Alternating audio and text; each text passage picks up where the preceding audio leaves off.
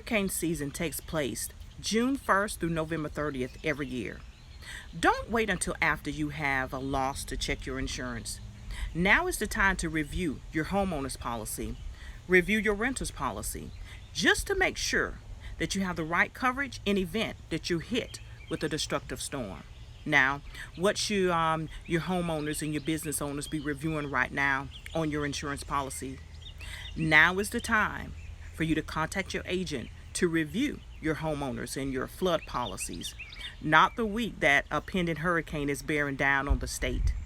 You know, we have this happen every year. People naturally, we're not afraid until we see it heading our way, and we start flooding the insurance agencies with calls, and then we're upset when they cannot handle the large capacity of the inquiries at that time. And not to mention, you know, our insurance companies, they will put out moratoriums, and once that happens, you're not able to get coverage until the storm has passed. Now, you should be aware of your coverages.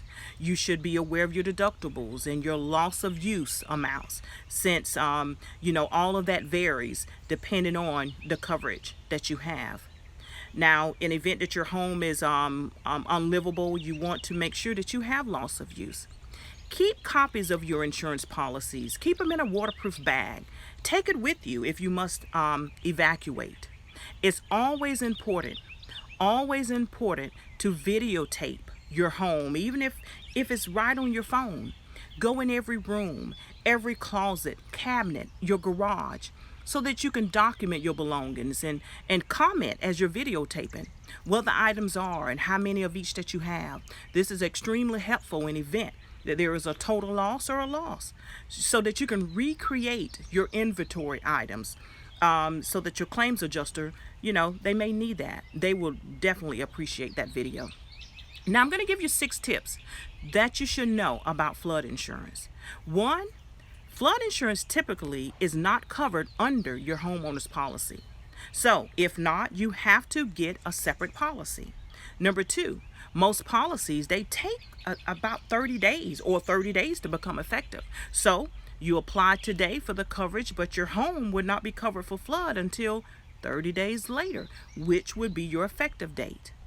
Your flood deductible, number 3, your flood deductible will be a different deductible, for it's a separate policy. So it's a different deductible than your wind or your hurricane.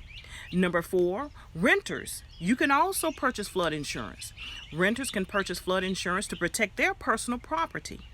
Number 5, flood causes 90% of disaster damage every year in the U.S. And number 6, flood insurance is available even when there is no federal disaster declared. Federal disaster assistance is available only if the president declares a disaster. This disaster assistance comes in 2 forms: a low-interest disaster loan, which must be paid back, or a FEMA disaster grant, which averages about $5,000 per household. And both programs have strict eligibility requirements and depend on individual needs. Many disaster survivors may not qualify. By comparing this, your average insurance claim for flood is nearly $30,000. So here we are. I've given you 6 things to remember about flood insurance. Take advantage of them. This is Cynthia Scott with Cynthia Scott Insurance Agency, where we always bring you information. We bring you clarity and education.